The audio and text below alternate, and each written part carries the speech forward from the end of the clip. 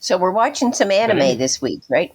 Yeah, I've just got similarly to how we did the this show about mountain climbing. This one is a little more in depth than that, but it's a similar situation where it's just very short episodes and it's just a light thing.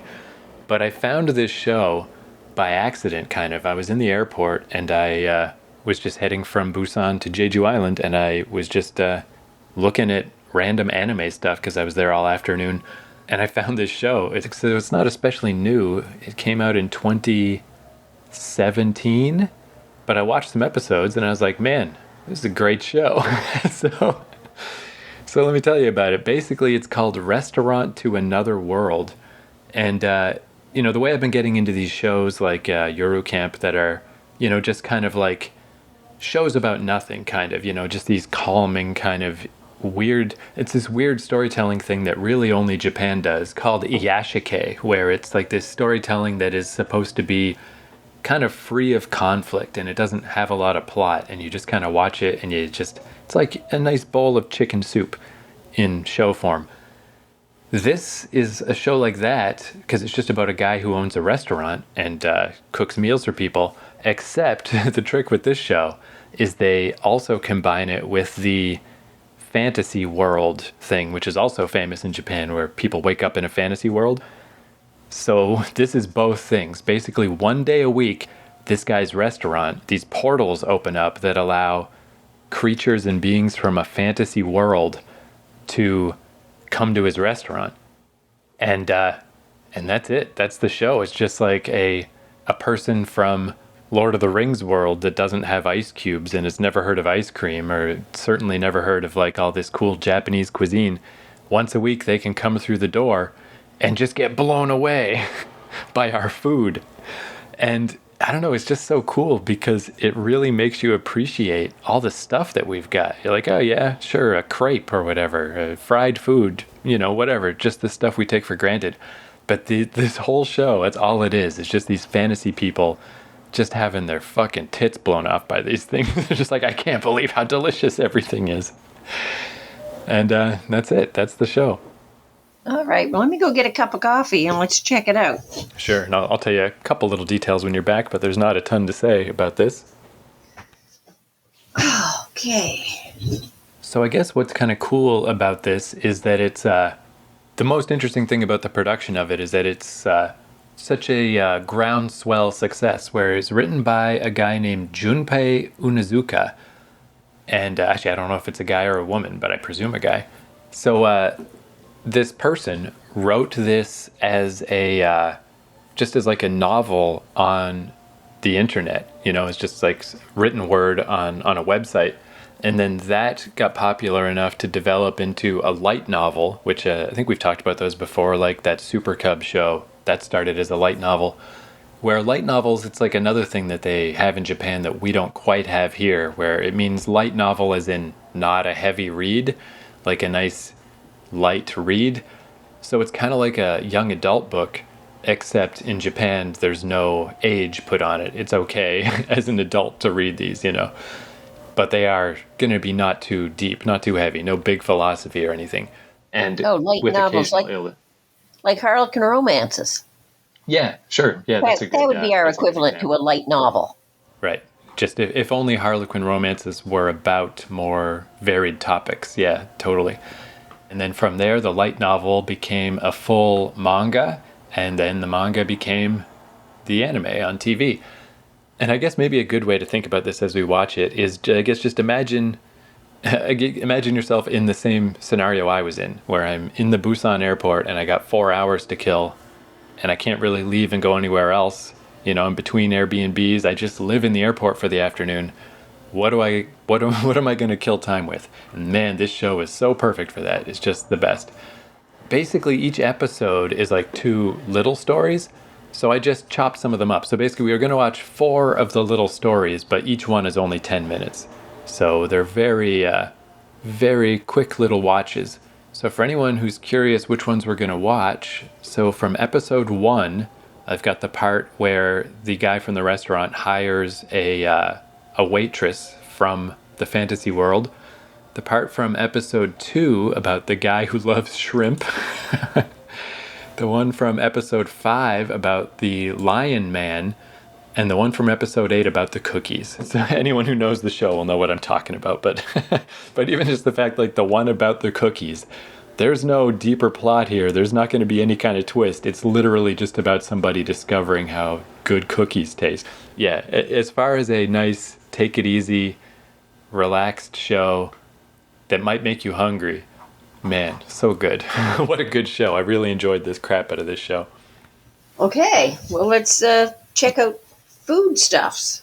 Because it's so thin and there's so little to say about it, maybe we should actually jump in after each one instead of watching all 4. Just jump in and have our quick remarks because, I don't know, why not? And we might have to go and get some snacks. Yeah, I for sure might. I haven't eaten in a while. After we're done doing the podcast today, I might head to the old convenience store and get some stuff. なあじいさん、うちは洋食屋なんだよな。なんで豚の角煮とか出すんだよ。洋食ってのはよ、海の向こうから来た食い物って意味だろ。 Man, watching that again, it really is making me realize like they hit that idea of like the little like comforting story. They really hit that hard in so many different ways of like, well, first off, it's just funny that fantasy worlds, you never really think about it, but they are basically just medieval England or whatever. They suck. There's so much stuff they don't have, you know? Like, it's not only that she's never had all this amazing food, but just taking a shower and having a little squirt bottle full of shampoo and soap. That's like mind-blowing, you know? They don't have that stuff. Everyone's just gross. It's a cute little And just story. that she like, Oh. yeah, and even just like, oh, wow, I get to have a job and I get to have some money. When I go back to my crappy fantasy world, I'll actually have some coins, you know? Yeah, and it's just like, how nice. What a nice little thing. But yeah, I had to throw that one in because obviously the waitress, she's in all the episodes. So it's like there's the intro to the waitress. But the other story from that episode, there was that brief shot of the dragon that was like lapping at something. So the other story was this lady who came in and orders beef stew, and then she gets a giant vat of beef stew to take with her. And then she reveals on the other side when she goes back through the door that she's actually a shape-shifting dragon. So she just bought the biggest thing of beef stew she possibly could so she can just lap at it. Because even dragons out there, you know, there's a lot of cool stuff about being a dragon, but you don't get to have beef stew. You don't get nothing. So. Well, and you don't usually think of dragons having to eat, but of course they would. I mean, other than that they kill people and eat people. And fire-breathing dragons and all this stuff, but you got to think, oh yeah, they've got to go and seek out their sustenance too, just like humans do. And I like too, I mean, I just like that, I like these shows with no plot, you know, because I really have kind of, more and more as I get older, it's like, not only do I feel like I've seen all the plots before, and it's like, yeah, you know, like, you know, everything's trying to up the ante and make things more. I mean, I think a good example was back when we watched the All Creatures Great and Small, the 2 versions, how, you know, the old one was just kind of slice of life stuff, and the new one has a plot and has conflict and characters. But I'm just kind of like, I just get worn out a bit by, like, why does everything have to be conflict, and why does everything have to be a big plot? You know, like, I feel like it's just pulling at my strings, and I don't want my strings pulled necessarily. I do just want to watch a nice show, kill some time at the airport, and not have to think too hard about it, and it just feels nice. So yeah, again, I mean, no other country in the world would cater to such a weird desire that I have to have a show with no conflict and nothing happening, except good old Japan. Japan is all about that stuff. Well, and when they put so much emphasis on the actual cooking of that breakfast, oh man, it was good. It made you want to go out and buy breakfast. Yeah, and that's going to be even more so now that we got, you know, the origin story of the waitress. The other episodes are way more about the specific food. But I guess what's also neat is beyond the food, you do get little windows into this fantasy world. Like she taught us about how demons are viewed in that world. And like you do get, you know that on the other side of that door, they're having epic adventures. You know, they're having crazy fantasy world, Lord of the Rings stuff. But we don't have to worry about that. We don't care. This is just the one day of the week where you just come in and have an omelet. You know? Like, what a weird idea. It's so great, though. I love it. And I guess I'll tell you now, because it doesn't really matter. The one, like, actual plot thing that happens, it's not till the very end of the season, in the very last episode. they do it because this guy, his grandfather started this restaurant, and his grandfather taught him like how to cook and said, hey, by the way, once a week we close up the shop because these magic doors open, and that's when all the fantasy characters come in and we got to feed them. And he never knew why, but I'll just tell you the little bit that they do explain about that because it just doesn't matter. But just in case you're curious, it turns out that this guy's grandmother, the wife of his grandfather, she's from this fantasy world. During a big epic fantasy battle, she got zapped by a magic spell that sent her to Japan. So she married this guy and she figured out how to open the doors to her world, but she doesn't want to open all the way up because it would just be a disaster. You know, either the fantasy people would come into Earth and enslave us with magic, or we'd go into the fantasy world with tanks and guns and stuff and we'd kill them. You know, just nothing good would come of it. So she just opened these little doors, these little subtle ones once a week. So just occasional little people can come in and, you know, experience the wonders of our food because they just don't have that stuff. So there you go. There's the secret of the show. Okay. But again, all right. Certainly different, a different idea. Yeah, again, too, I was thinking specifically with Lord of the Rings. I mean, you know, I was saying as I get older, I want less and less, you know, I'm just less interested in plot. But even way back when I was a teenager, I think Lord of the Rings is the perfect example because it's kind of the first big fantasy series and it's so famous. And I remember my other nerdy high school friends just loving Lord of the Rings. You know, it's their favorite thing. I got halfway through the second book and I was like, I don't understand why I'm supposed to care about this. So yeah, I feel like now, fast forward 30 years, it's like, this is my Lord of the Rings. This is what I always wanted. I just wanted nothing to happen. finally I found it. All right, so the next bit is episode 2 of the show, and it's the shrimp guy. All right, I'm checking in now.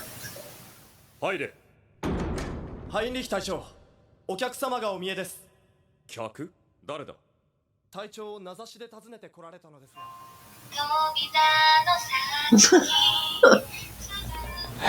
Yeah, so I love that one because that guy in particular, he's such a fantasy character, you know, he's such a trope, but really not. I mean, that's just how fantasy is written. That is just how they are. But I love that he's right in the middle of just your standard boilerplate, like, oh no, I must alert the people, the terrible attack by the blah blah blahs, and oh, my horse couldn't make it, and yada yada.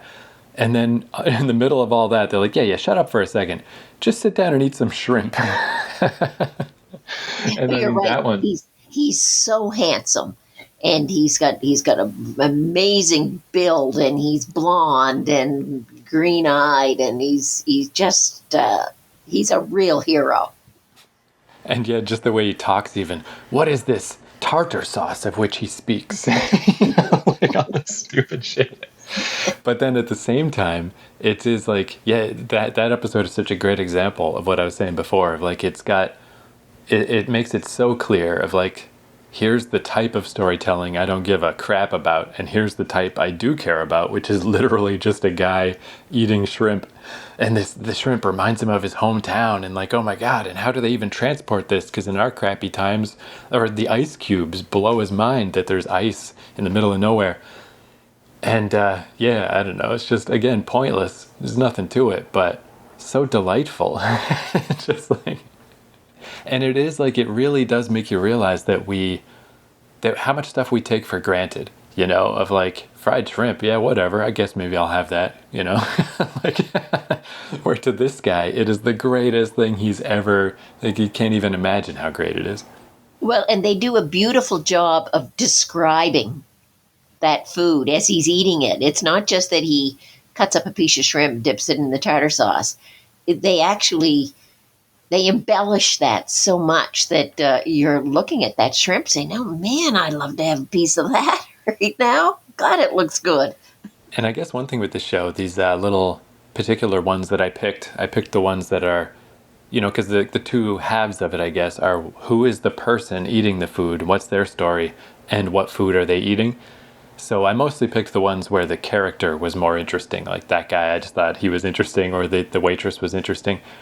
I didn't pick any just because of the food, but there are some foods that it's kind of a shame we're not going to get to, because in particular, there's not a lot of people that eat desserts, But there's like this elf lady who, yeah, she just eats like a parfait, and it just, again, just blows her mind. And there's these fairies who, they're really tiny. So a bunch of them come in and they all share one thing. And, they're arguing about, because they have to decide before they come what the one thing is they're going to order. And it's like, do we order, whipped cream or custard? They just have all these fights about which one is the most delicious. And yeah, this thing is like, what a stupid show. And also what a genius show. Like, so awesome. I guess it kind of makes me think too of, I don't know how much, I just haven't watched as much cooking shows, I guess, since the internet. But back when people just watched cable TV more, I would always put on Yan Can Cook or The Joy of Chocolate or whatever and just watch these cooking shows. So it's kind of like that too. It's just like, yeah, food. Look how good food is. But it's amazing in these little short vignettes how much they put in there. They put a story in. They've got lots of action. They introduce the food. You get to enjoy the food with your eyes. It's amazing how much they are able to cram into that one little section. None of it is ever boring or dragged out, but yet they get across that message of handsome action, little story, and then the food. And it's amazing. Yeah, they do an excellent job. And it is true that as much as I'm crapping on fantasy stuff, I mean, the reason there's so much fantasy stuff is that it is, fundamentally, it is just kind of interesting and neat. It's just that we've overdone it. We've seen it a million times. So it is kind of neat, too. You get a little taste of somebody's weird fantasy life, but you don't have to, like, dwell on it. Like, if you watched an entire movie about that guy and his attempts to protect his town from the raiders and stuff, like, who cares? But if you only see that for 5 minutes, then yeah, that's interesting enough. Although it is weird too, sometimes it starts to raise questions that they don't really answer. Like one of the scenarios, it's like a neat idea, but it's a guy who gets marooned on an island, but the island has a magic door. So he's on the island for 20 years, total Robinson Crusoe stuff, but every 7 days he gets to go into the restaurant and have an amazing meal throughout those 20 years. But it's just weird that at no point during the 20 years does he ever sit down with the chef or the previous chef before him, the grandfather, and just say like, hey, by the way, these are my circumstances on the other side. I'm trapped on this island. Like, can we look into this? Can I go through a different door when I leave? Can I stay here? Can we do something? But this show never gets that deep, It's just like, nah, he just was stranded on the island for 20 years, but at least he got to eat at the restaurant every week. So it's a little weird sometimes. The thinness sometimes doesn't work.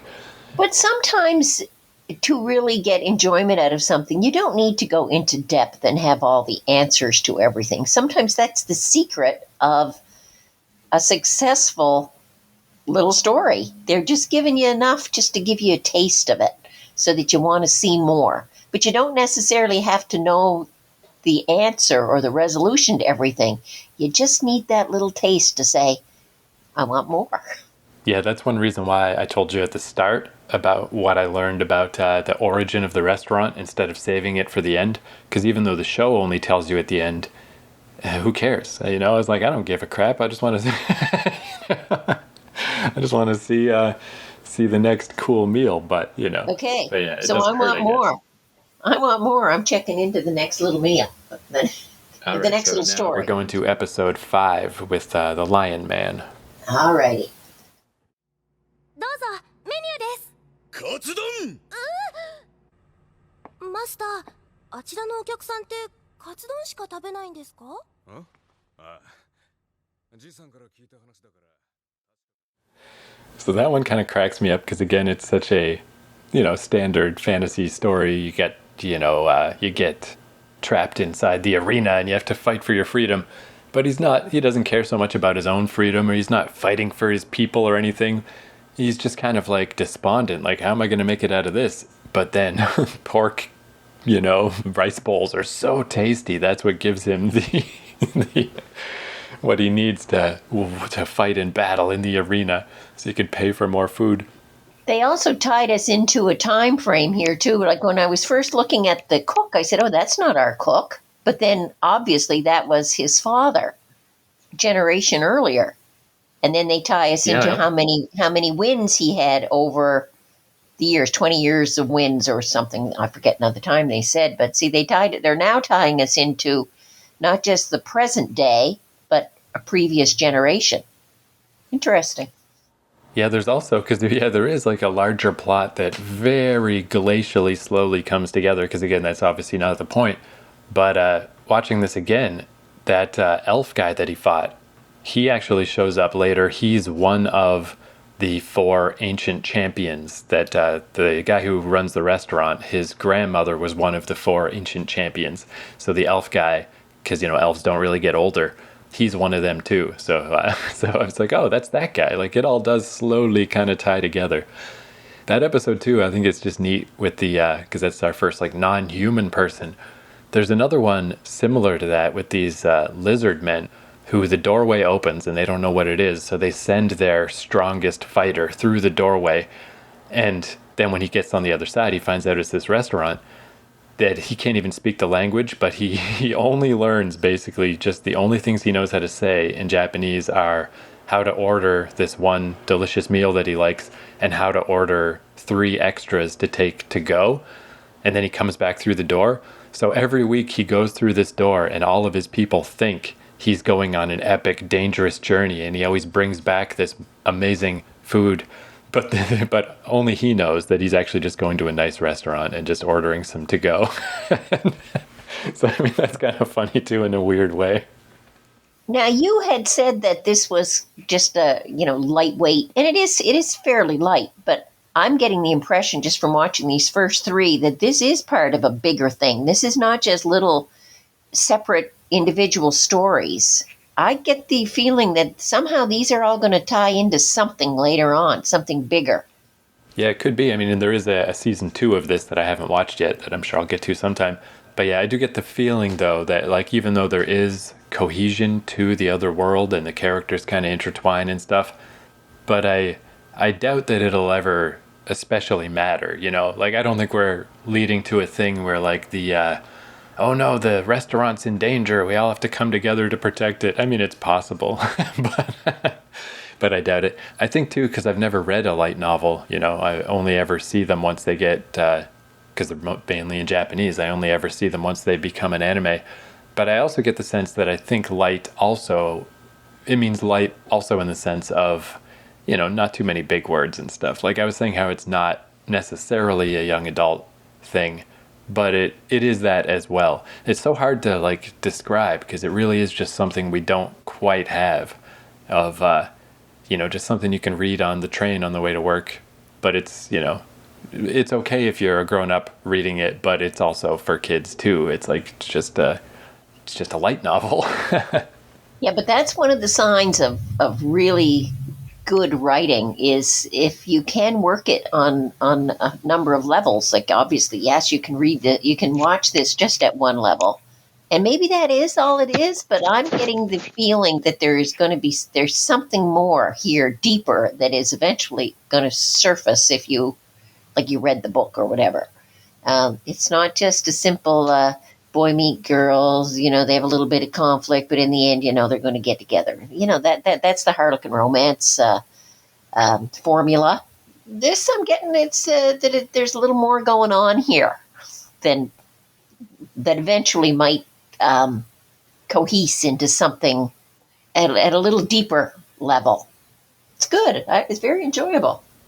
Well, I guess speaking of that, so the last one that I did pick because it's about cookies and we haven't done one about desserts yet, so it seems good to end with dessert. But actually, now that you mention that, I did pick this last one also because it does deal with the waitress, how obviously she got this cool job in the restaurant, but it's only 1 day a week. Back in her world, she's still a homeless, ostracized half-demon. So again, yeah, it takes a while, like, for any plot to develop. So this is episode 8 before we learn anything farther about, what's happening to her on the other side of the door. So I did think it'd be kind of neat to finish off with this because we do get to see a little more of what's going on with her.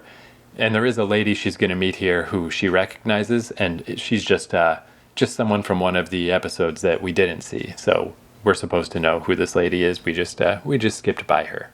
And that's what I mean. They're reintroducing people that you saw earlier on. So that's when you get the impression that these are not just isolated little stories. They all are going to tie in somehow.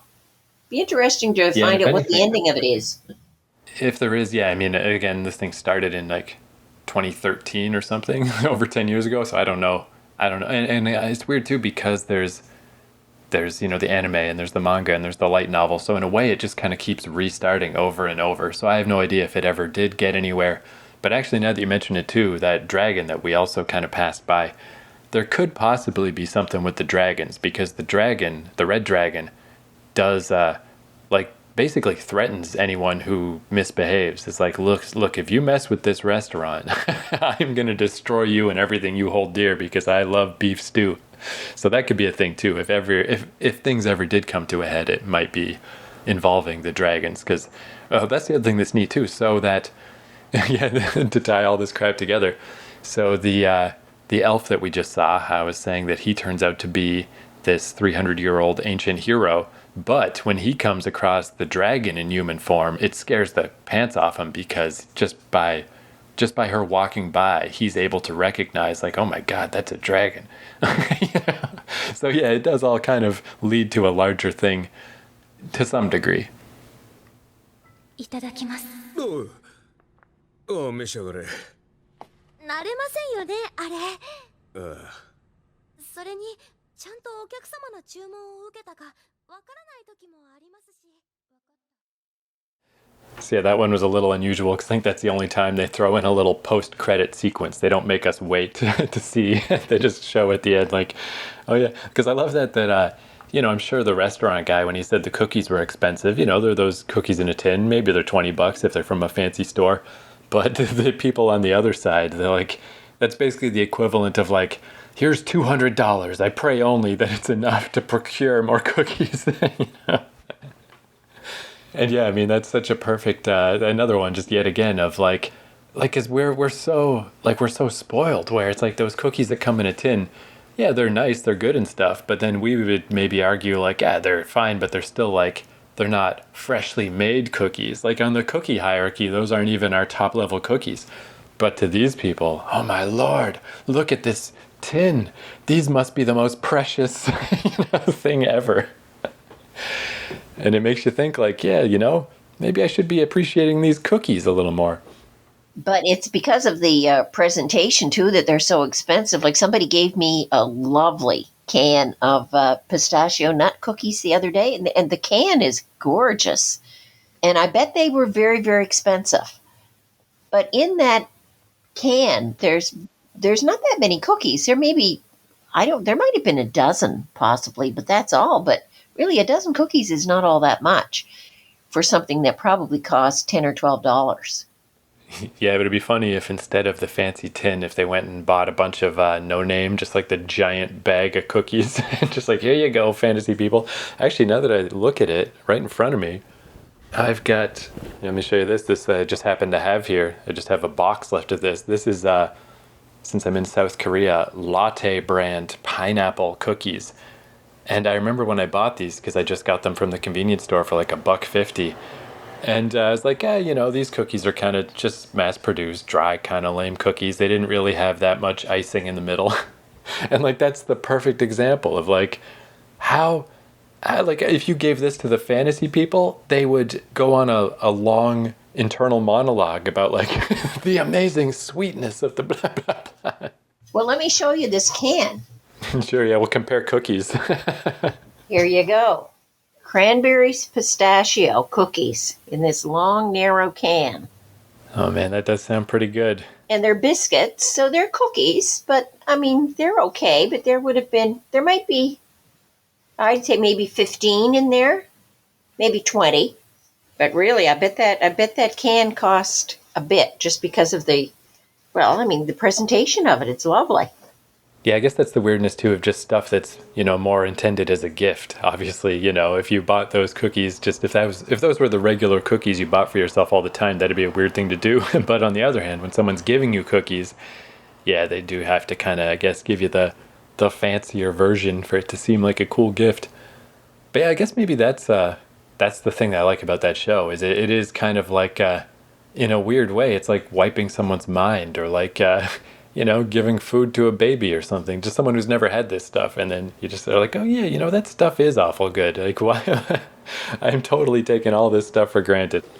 Well, I very much enjoyed that show, and not just for the cooking part, but it has nice little storylines to it. But it does make you.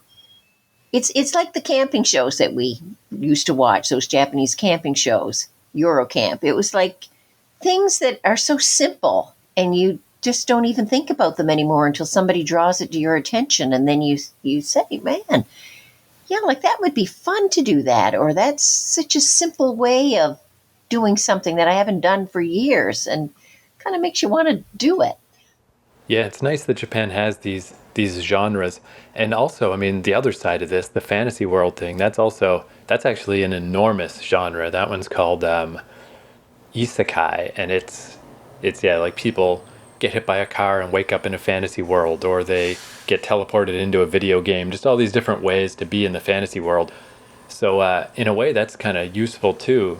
Like, it allows a show like this to exist, that there's all these other shows that delve more into magic versus technology. Like, what's better? We're amazed by their magic, they're amazed by our internet, all that type of stuff. But since there are those shows, this show doesn't have to delve too deep into that. Instead, that can be a backdrop, but this show can just be like, oh my God, cookies and shrimp. I keep thinking of the shrimp guy, the shrimp, fried shrimp. I guess just the fact that it like teleported him back to memories of his youth and all this stuff. Like, that's of all the food that they ate, it's probably my least. Like, I think I like the other foods better than fried shrimp. I've never been a big fried shrimp guy, but I don't know, that one just sticks in my mind somehow of just like, yeah, in a world where they don't even have ice, yeah, like you would only be able to eat shrimp if you live right there by the sea, because there'd be no other way to transport it. And you still wouldn't be eating this breaded, golden fried shrimp with tartar sauce and all this stuff. Or I guess it also makes me think of, I was reading a thing once about the history of ice cream. And this is all very obvious stuff, but I just never thought about it. That back in, the ancient England days, that the like fancy pants dukes and earls and stuff, they would dig these underground big rooms and put snow in them, just so that, just for a couple extra weeks, they would have snow and ice to make little like ice cream and crap out of, or whatever their equivalent was back then. But it would only last, an extra 10 days or something. So, and it just kind of blew my mind of like, oh yeah, like for us, that's just literally nothing. You could go buy an ice cream bar from a million stores anywhere right now. But back then, even if you were the king, it doesn't matter. If you want ice cream in the summer, you can't have it. You just can't. There's no way to do that. And this is that idea, just like, yeah, even bigger. Yeah, it's like, yeah, we just take everything so for granted. But even up into the last century, I mean, around here, they had big ice rooms where some of them were underground, some of them were above ground, where they would bring ice blocks from the rivers and store them in these rooms and then cover them up with straw bales, that kind of stuff. And that ice would last until the summer. But that's how they kept their food cold. Yeah, and didn't we also, specifically, I think in Eastern Canada, this was a thing, because I've seen it in some buildings in Toronto, like milk doors, where the milkman would put the milk in like a little door from the outside, and then you would come get it from your side of the door, but the idea of it being, in the wall was to keep it closer to the outside, so in the cold months, it'll keep your milk a little bit cold. This is like... Well, no, I didn't know that. Now, around here, the milk would just used to get just delivered to your doorstep. The bottles of milk would just be left on the step in the morning, and you'd go and bring it in. Yeah, one of my friends, one of his apartments in Toronto still had one of those, and I was like, what the heck even is this? And obviously, it's not used for that anymore. But yeah, just a little thing that, you just have the milkman put your milk in the milk door. Oh, cool. But yeah, as foretold when we started watching this, I feel like I'm starving now. I feel like I need to go get something to eat. Yeah, me too. Me too.